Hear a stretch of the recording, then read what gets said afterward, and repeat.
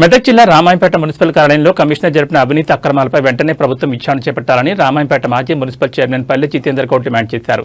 ఉన్నతాధికారులు ఎమ్మెల్యే స్థాయి విచారణ జరగాలని, లేదంటే పక్షం రోజుల్లో మున్సిపల్ను ముట్టడిస్తామని, అవసరమైతే పట్టణ బంద్కు పిలుపునిస్తామని బీఆర్ఎస్ నేత పల్లె జితేందర్ గౌడ్ హెచ్చరించారు. ఆయన పార్టీ కార్యాలయంలో ఏర్పాటు చేసిన విలేకరుల సమావేశంలో మాట్లాడారు. రామాయంపేట మున్సిపల్లో కోట్ల రూపాయలు కొల్లగొడుతున్నారని ఆయన తీవ్రస్థాయిలో ఆరోపించారు. వాహన చెత్తబుట్ల కొనుగోళ్ల అవినీతి జరిగిందన్నారు. పారిశుద్ధ్యానికి వాడే వాహనాల్లోనూ డీజిల్ విషయంలో అవకతవకలు ఉన్నట్లు ఆయన తెలిపారు. అంతేకాదు నెలలో పక్షం రోజులు కూడా విధులకు రాకుండా కమిషనర్ డుమ్మా కొడుతూ వేతనాలు మాత్రం సక్రమంగా పొందడం పట్ల అభ్యంతరం వ్యక్తం చేశారు. అలాగే పట్టణంలో వాడిన బ్లీచింగ్ పౌడర్ను కొంత లెక్కల్లో చూపించి కొండంత చేసినట్లు చూపెట్టడం అధికార దుర్వినియోగానికి నిదర్శనమంటూ విమర్శించారు.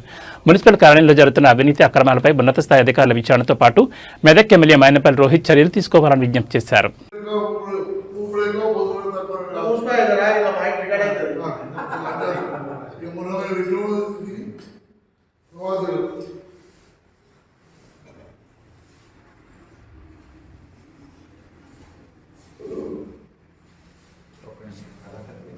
జనవరి రోజు మేము పాలకవర్గం దిగిపోయే రోజు మా ఫండ్ ఏంది అనేది ప్రెస్ మిత్రులు చెప్పినాం. ఎస్డిఎఫ్ అంటున్నా, దయచేసి 15th ఫైనాన్స్ అనేది 10,50,00,000 ఉండే. తర్వాత మళ్ళా కూడా 15th ఫైనాన్స్ వచ్చింది గతంలో. తర్వాత జనరల్ ఫండ్ కూడా ఎంత ఉన్నది అనేది ఆ రోజు మీ ప్రెస్ మిత్రులకు చెప్పినాం. అదొకసారి చూసుకోండి, ఎందుకంటే కరెక్ట్ ఐడియా లేదు. కాకపోతే మేము 5 సంవత్సరాలలో ఎంత బ్లీచింగ్ పౌడర్ వాడింది అనేది ఒక అకౌంట్ ఉంటుంది. ఈ సంవత్సరంలో ఎంత బ్లీచింగ్ పౌడర్ అనేది అకౌంట్ ఉంది. ఇంచుమించు 15 నుంచి 18 లక్షల ఖాళీ బ్లీచింగ్ పౌడర్ చల్లినా అని చూపిస్తున్నాడు. అదొకసారి చూడండి. అదేవిధంగా ఇంటింటికి మొక్కలు వంచడానికి కూడా అది ఎన్ని లక్షల బిల్లు పెట్టిండ్రో ఒకసారి ఎంక్వైరీ చేయండి.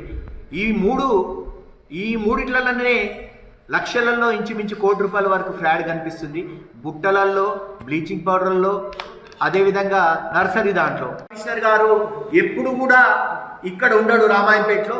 ఆయన 1 o'clock వస్తాడు, 4 o'clock వెళ్ళిపోతాడు. దయచేసి ప్రెస్ మిత్రులకు కూడా తెలుసు, అది కూడా చూడండి. ఆయన మీద టోటల్గా ఎంక్వైరీ చేయాలని చెప్పేసి మేము మనవి చేసుకుంటున్నాం. ఎమ్మెల్యే గారికి రిక్వెస్ట్ చేస్తున్నాం.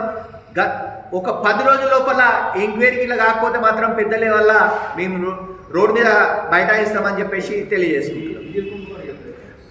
ఇంకోటి, డీజిల్ కూడా రామాయంపేటలో ఆయన వెహికల్ అలవెన్స్ అని 35,000 తీసుకుంటాడు. కాకపోతే పర్సనల్ డీజిల్ కూడా కామారెడ్డికి ఎంచి కూడా వాళ్ళ దోస్తులు వచ్చి కూడా ఇక్కడ డీజిల్ పోసుకుంటున్నారని తెలిసింది. అది గతంలో నెలకింత డస్ట్బిన్స్, ఆ డస్ట్బిన్లు కూడా మేము పంచిన తర్వాత 1015 మంది బుట్టలు మున్సిపాలిటీలో ఉన్నాయి. దానికి ఈ కమిషనర్ ఏం చేసిందంటే దాంట్లో కొన్ని బుట్టలు తీసుకొచ్చి ఈరోజు ఊర్లో పంచుతున్నాడు. దానికి సంబంధించి 32 లక్షలు ఎంబీ చేసుకున్నాడు. అది కూడా ఒక కాపీ మీకు పెడుతున్నాము. ఈ 32 లక్షల్లో ఎంత ఫ్రాడ్ అవుతుంది అనేది ఒక్కసారి ఆలోచించండి. 12,600 బుట్టలు తెచ్చిన అంటున్నాడు. 12,600 బుట్టలు అయితే తేలే, ఎన్నో కొన్ని తీసుకొచ్చి నామమాత్రంగా తీసుకొచ్చి చేస్తున్నాడు. అంటే ఇంచుమించు దీంట్లో ఎంత ఫ్రాడ్ అయినది, దానికి సంబంధించి లీడర్లకు సంబంధం ఉందా, అఫీషియల్గా కలెక్టర్ జేసీ గారికి ఇట్లా సంబంధం ఉందా, లేదా కమిషనర్ గారికి? దయచేసి ఎమ్మెల్యే గారు తప్పనిసరిగా దీని మీద ఎంక్వైరీ చేయాలని చెప్పేసి మేము డిమాండ్ చేస్తున్నాం.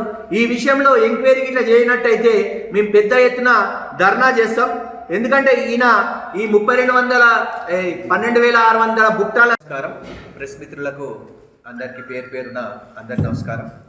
ఈరోజు రామాయంపేట పట్టణంలోని బీఆర్ఎస్ కార్యాలయంలో మేము ప్రెస్ మీట్ ఏర్పాటు చేసినందుకు, మీరు అందరూ వచ్చినందుకు అందరికీ మరొకసారి కృతజ్ఞతలు. మేము రామాయంపేట పట్టణంలోని మున్సిపాలిటీ కమిషనర్ గారి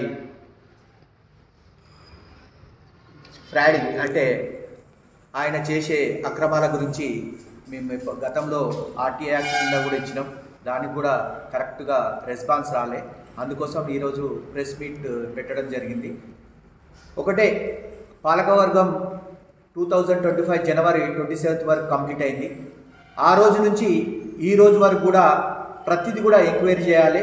గత 5 సంవత్సరాలు రామాయంపేట మున్సిపాలిటీలో మంత్లీ ఎంత ఖర్చు అయింది,